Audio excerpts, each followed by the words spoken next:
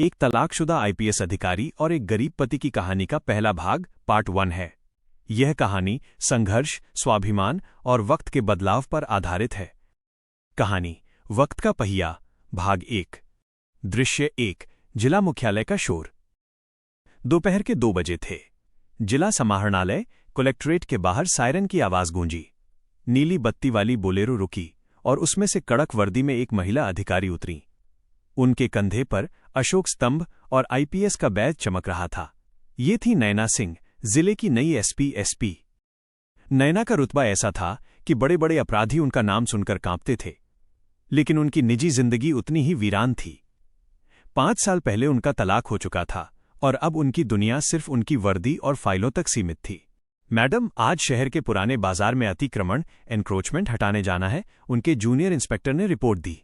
नैना ने चश्मा ठीक करते हुए कहा, तैयारी करो, मुझे कानून व्यवस्था में कोई कमी नहीं चाहिए। दृश्य 2, पुराना बाजार और वो चेहरा। धूल और भीड़भाड़ वाले पुराने बाजार में पुलिस की गाड़ियां पहुंची। अफरा तफरी मच गई। ठेले वाले अपना सामान समेटकर भागने लगे। नैना गाड़ी से उतरी और लाठी ठोकते हुए आगे बढ़ीं। तभी उनकी नजर सड़क के किनारे एक पुराने टूटे हुए चाय के खोखे स्टॉल पर पड़ी। वहां एक आदमी मैले कुचैले कपड़ों में सिर झुकाए हुए झूठे कप धो रहा था। दुकान का मालिक उस पर चिल्ला रहा था, जल्दी हाथ चला, साहब लोग आए हैं, चाय नहीं पिलानी क्या? वो आदमी खामोशी से अपना काम कर रहा था। उसके हाथों में छाले थे और चेहरे पर गरीबी की कालिख। नैना को उस आदमी की कदकाठी कुछ जानी पहचानी लगी। एक अजीब सी बेचैनी ने उन्हें घेर लिया। वो अनजाने में ही उस चाय की दुकान की तरफ बढ़ गईं। पुलिस मैडम को अपनी तरफ आता देख दुकान मालिक घबरा गया। उसने उस मजदूर को धक्का देते हुए कहा, ए राघव, हट यहां से, मैडम आ रही हैं। धक्के से वो मजदूर गिरते गिरते बचा। जैसे ही उसने अपना चेहरा ऊपर उठाया और नैना की तरफ देखा, वक्त जैसे थम गया। दृश्य 3, अतीत का सामना। नैना के कदम वहीं जम गए। वह चेहरा धूल और दाढ़ी से ढका हुआ, आंखों में बेबसी, लेकिन वो उसे पहचानती थी। वो राघव था। नैना के जहन में 7 साल पुरानी यादें बिजली की तरह कौंध गईं। राघव जो कभी उसका पति था, वो राघव जिसने नैना की पढ़ाई के लिए अपनी छोटी सी जमीन बेच दी थी, वो राघव जो खुद भूखा रहकर नैना को सिविल सर्विस की कोचिंग करवाता था। लेकिन जब नैना आईपीएस बन गई तो रिश्तों के समीकरण बदल गए थे। नैना की कामयाबी और राघव की बेरोजगारी के बीच की खाई इतनी गहरी हो गई थी कि बात तलाक तक पहुंच गई थी। समाज ने कहा था, एक अनपढ़ और गरीब पति एक अफसर बीवी के लायक नहीं है, और शायद नैना ने भी यही मान लिया था। आज वही राघव उसके सामने एक मामूली नौकर की तरह खड़ा था। राघव ने नैना को वर्दी में देखा। उसकी आंखों में कोई शिकायत नहीं थी, बस एक खालीपन था। उसने धीरे से नजरें झुका लीं और वापस कप धोने लगा, जैसे वो नैना को जानता ही न हो। नैना का गला सूख गया। उनके मुंह से बस एक शब्द निकला, राघव। दुकानदार हैरान होकर बोला, मैडम, आप इस पागल को जानती हैं? नैना ने दुकानदार को घूरकर चुप कराया और कांपती आवाज में राघव के पास जाकर पूछा, ये क्या हालत बना रखी है तुमने? राघव ने बिना सिर उठाए एक सूखी और कड़वी मुस्कुराहट के साथ जवाब दिया, वक्त की बात है मैडम साहब, किसी को कुर्सी मिली तो किसी को कप। आप अपना फर्ज निभाइए, मैं अपना निभा रहा हूं। नैना की आंखों में आंसू और गुस्से का तूफान एक साथ उमड़ पड़ा। दृश्य 1, सरकारी गाड़ी के भीतर। नैना ने फौरन अपने जूनियर को इशारा किया, भीड़ हटाओ और इस आदमी को मेरी गाड़ी में बैठाओ। राघव ने विरोध किया, मैं ठीक हूं मैडम, मुझे अपना काम करने दीजिए। लेकिन पुलिस का हुक्म था।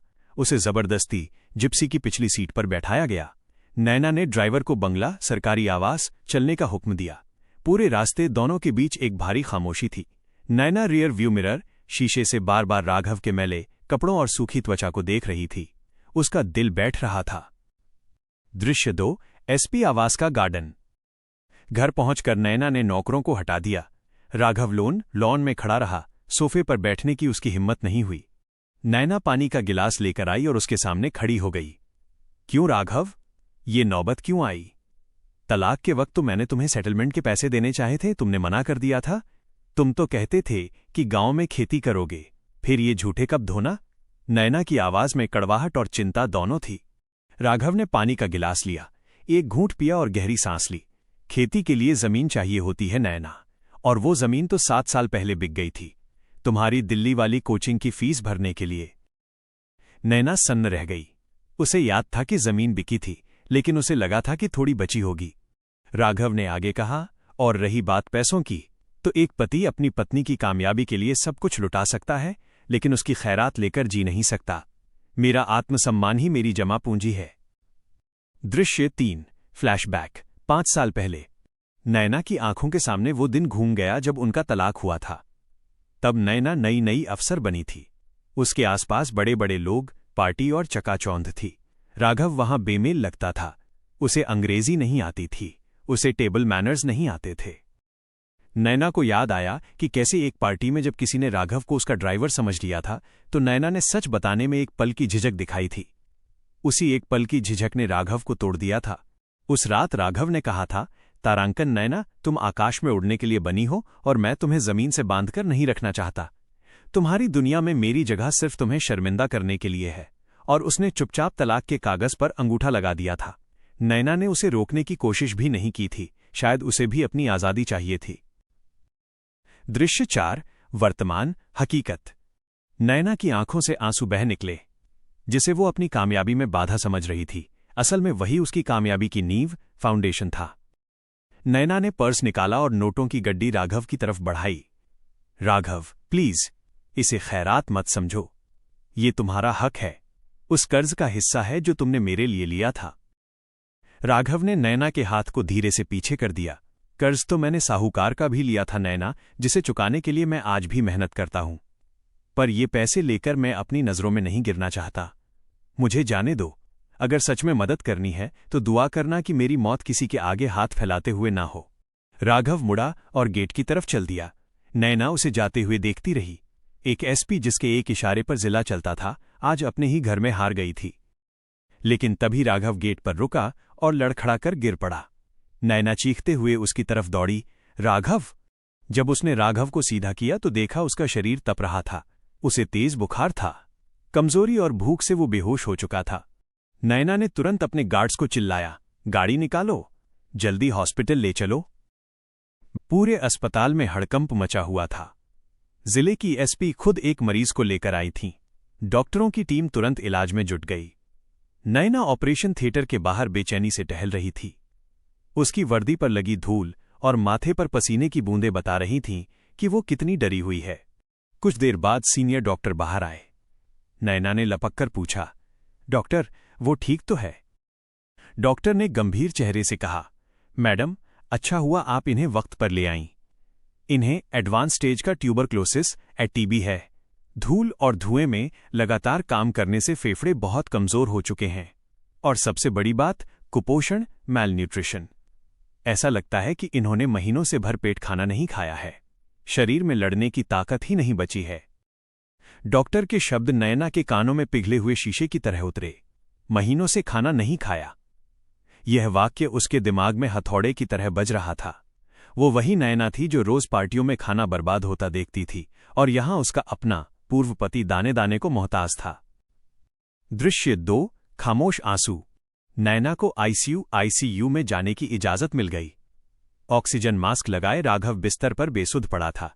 वो कितना कमजोर हो गया था, ये अब नैना को साफ दिख रहा था। उसकी हड्डियां झांक रही थीं। नैना कुर्सी पर बैठकर रो पड़ी। उसने राघव का खुरदुरा हाथ अपने हाथों में लिया। उन हाथों में अब भी वही सख्तपन था जिन्होंने कभी खेत जोतकर नैना की फीस भरी थी। नैना ने सिसकते हुए कहा, तारांकन, मुझे माफ कर दो राघव। मेरी वर्दी की चमक ने मुझे इतना अंधा कर दिया था कि मुझे तुम्हारा अंधेरा दिखाई ही नहीं दिया। तुम जलते रहे ताकि मैं चमक सकूं। उस रात शहर की सबसे सख्त पुलिस अफसर एक बच्चे की तरह फूट फूट कर रोई। दृश्य 3। होश और जिद। अगली सुबह राघव को होश आया। उसने खुद को साफ बिस्तर और बड़ी कमरे में पाया। सामने सोफे पर नैना वर्दी में बैठी फाइल देख रही थी, लेकिन उसकी आंखें सूजी हुई थीं। राघव ने उठने की कोशिश की। मैं यहां क्या कर रहा हूं? मुझे जाने दो नैना। नैना तुरंत उसके पास आई और उसे लेटे रहने का इशारा किया।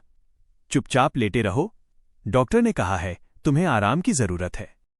राघव ने कमजोर आवाज में लेकिन जिद के साथ कहा, मैं इस वीआईपी इलाज का खर्च नहीं उठा सकता मैडम। सरकारी अस्पताल में भर्ती करवा दो। मैं तुम्हारा एहसान नहीं ले सकता। नैना का सब्र टूट गया। उसने फाइल मेज पर पटकी और पहली बार हक जताते हुए बोली, एहसान? तुम्हें ये एहसान लगता है? राघव, जिस शरीर को गलाकर तुमने मुझे अफसर बनाया, आज अगर मैं उस शरीर को टूटने से बचा रही हूं तो ये एहसान नहीं, मेरा फर्ज है। और रही बात खर्च की, तो ये समझ लेना कि तुम्हारी जमीन की कीमत चुका रही हूं। राघव कुछ कहना चाहता था, लेकिन नैना ने अपनी पुलिसिया टोन में कहा, और सुन लो, तुम अभी मेरी हिरासत में हो। जब तक पूरी तरह ठीक नहीं हो जाते, यहां से हिल भी नहीं सकते। ये एसपी नैना सिंह का ऑर्डर है। राघव की आंखों में नमी आ गई। उसने मुंह फेर लिया ताकि नैना उसके आंसू न देख सके। उनकी आहट। 3 दिन बाद राघव को अस्पताल से छुट्टी मिल गई। नैना ने फैसला कर लिया था, वो राघव को वापस उस चाय की दुकान पर नहीं जाने देगी। वो उसे अपने सरकारी बंगले पर ले आई, लेकिन जैसे ही सरकारी गाड़ी बंगले के गेट पर रुकी, वहां मीडिया वाले और शहर के कुछ रसूखदार लोग खड़े थे।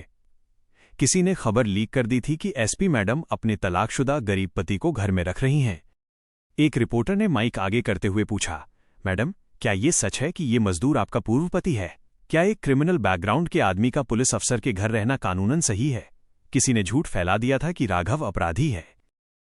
नैना ने राघव की तरफ देखा। राघव शर्म से गड़ गया।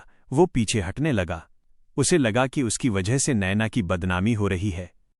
लेकिन तभी नैना ने राघव का हाथ कसकर पकड़ लिया। उसने मीडिया की आंखों में आंखें डालकर देखा और एक ऐसा कदम उठाया जिसकी किसी को उम्मीद नहीं थी। दृश्य 1, मीडिया के सामने सच। नैना ने राघव का हाथ कसकर पकड़े रखा। कैमरे के फ्लैश चमक रहे थे। नैना ने अपने दूसरे हाथ से इशारा किया और कड़क आवाज में कहा, खामोश। भीड़ में सन्नाटा छा गया। एसपी नैना सिंह की आंखों में अब डर नहीं बल्कि आग थी। उन्होंने रिपोर्टर की आंखों में देखते हुए कहा, आपने पूछा कि ये मजदूर मेरे घर में क्या कर रहा है? तो सुनिए, ये शख्स कोई अपराधी नहीं है। ये श्री राघवेंद्र प्रताप सिंह हैं। ये वही इंसान है जिन्होंने अपनी पुश्तैनी जमीन बेचकर, खुद भूखे रहकर मुझे इस वर्दी के लायक बनाया है। भीड़ हैरान रह गई। नैना ने आगे कहा, मेरी वर्दी पर लगा ये अशोक स्तंभ इनकी ही मेहनत का कर्जदार है। समाज ने मुझे तब डरा दिया था। मुझे लगा कि एक अनपढ़ पति मेरी शान के खिलाफ है। लेकिन आज मैं गर्व से कहती हूं कि मेरा पद, रैंक इनसे बड़ा हो सकता है, लेकिन इनका कद, स्टैचर मुझसे कहीं ऊंचा है। नैना ने मीडिया को चेतावनी देते हुए कहा, अब अगर किसी ने मेरे परिवार के बारे में एक भी गलत शब्द छापा तो उसे मानहानि, डेफेमेशन के केस के लिए तैयार रहना होगा। इतना कहकर नैना राघव को लेकर शान से अपने बंगले के अंदर चली गईं। बाहर खड़े लोग और मीडियाकर्मी शर्मिंदा थे। दृश्य 2, दीवारें गिर गईं। बंगले के अंदर पहुंचकर राघव ने धीरे से अपना हाथ छुड़ाया। उसकी आंखों से आंसू बह रहे थे। तूने आज सबके सामने मेरी इज्जत रख ली नैना, लेकिन मैं तेरे बराबर नहीं हूं। दुनिया फिर बातें बनाएगी। नैना ने राघव के आंसू पोंछे और कहा, दुनिया की छोड़ो राघव। 5 साल पहले मैंने दुनिया की सुनी थी तो मैंने तुम्हें खो दिया था। अब मैं सिर्फ अपने दिल की सुनूंगी। नैना ने दराज से तलाक के वो पुराने कागजात, पेपर्स निकाले जो उसने याद के तौर पर रखे थे और उन्हें फाड़कर डस्टबिन में डाल दिया। राघव, क्या हम फिर से शुरुआत कर सकते हैं? पति पत्नी बनकर नहीं बल्कि दोस्त बनकर।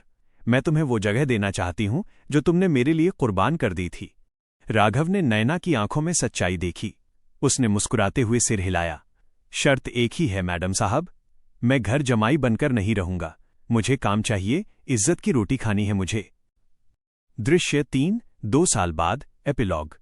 समय का पहिया फिर घूमा, लेकिन इस बार दिशा सही थी। नैना के सहयोग और राघव की कड़ी मेहनत ने रंग दिखाया।